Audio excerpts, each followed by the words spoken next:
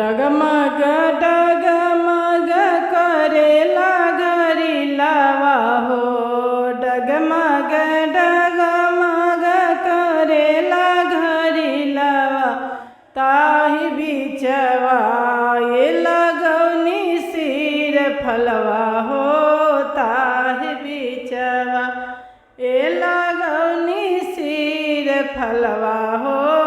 ताहि बिचवा ओहि सिर फलवा के शरबत बनवनी हो।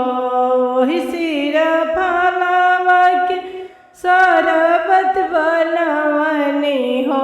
पीले गुरुजी ए हमार शरबतवा हो।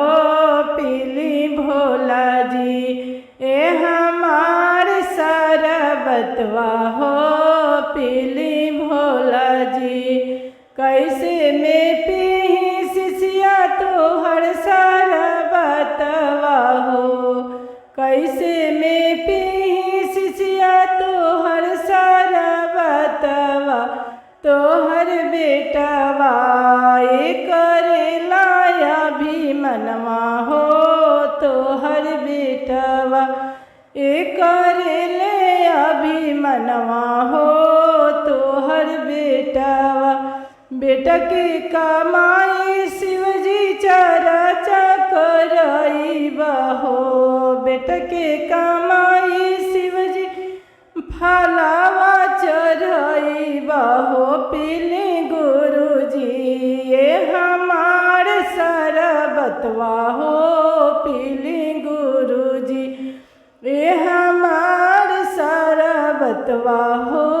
पीले गुरुजी कैसे में पी शिष्या तोहर शरबतवा हो।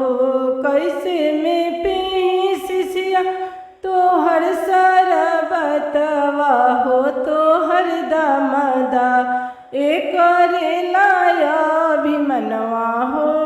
तोहर दमदा ए करेले अभिमनवा हो। तोहर दमदा दमद के कमाई शिवजी चर्चा करइबा हो। दमद के कमाई शिवजी चर्चा करइबा हो। पीले गुरुजी ये हमार शरबतवा हो। पी गुरुजी ये हमार शरबतवा हो। पी गुरुजी डगमगे डगमग करेला घरी लावा हो।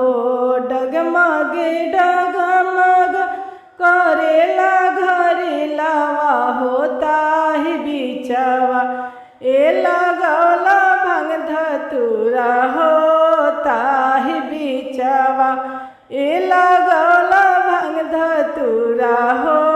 ताहि बिचवा ओही जे भंगिया के शरबत बनवला हो। ओही जे धतूरा की भुगवा लगवला हो। पीले गुरुजी ए हमार शरबतवा हो। पीले गुरुजी ए हमार शरबतवा हो। पीले गुरुजी कैसे में पी शिष्या तोहर शरबतवा हो। कैसे में पी शिष्या तोहर शरबतवा हो। तोहर स्वामी जी ये करेले अभिमनवा हो। तोहर स्वामी जी ए करेले अभिमनवा हो। तोहर स्वामी जी स्वामी के कमाई हम चर्चा करइबा हो। स्वामी के कमाई हम चर्चा करइबा हो। पीले गुरुजी ए हमार शरबतवा हो। पीले